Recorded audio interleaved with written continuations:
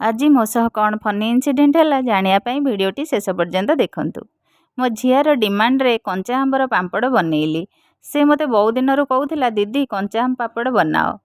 मु कहली हौ बनइबा।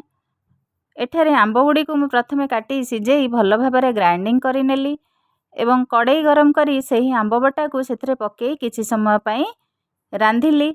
हेले एठारे मु गोटे जिनस देखापी भूली जाइए जे एठारे बो यह को आपण छणी रे ए जो बटा को आपण छाणी नेबे जा फल कि कौन सी लम्प्स रही। तेणु मुझे वीडियो करी बट देखा भूली जाइए। आपण मैंने सेमती करेंगे बट जहाँ मोर बैटर भलसे ग्राइंडिंग हो जाइए।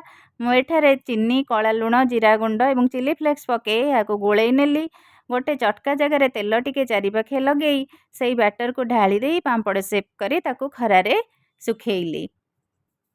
हेले गोटे पांपड़ भलसे हो जाइथिला आउ दुईटी जेहेतु टिके अधिक मोटार दिया होइथिला ताकू आउ गोटे खरा दबाकू पड़िला। हेले छात उपरकू गला को देखे तो से सब तले पड़ी नष्ट हो जाइए।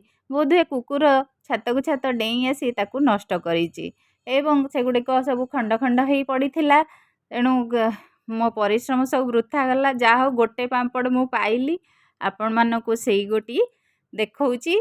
तेणु आपण मैंने जदि बनैया चाहिए यही भाव में बनइबे। रोची जय जगन्नाथ। वीडियो भल लगे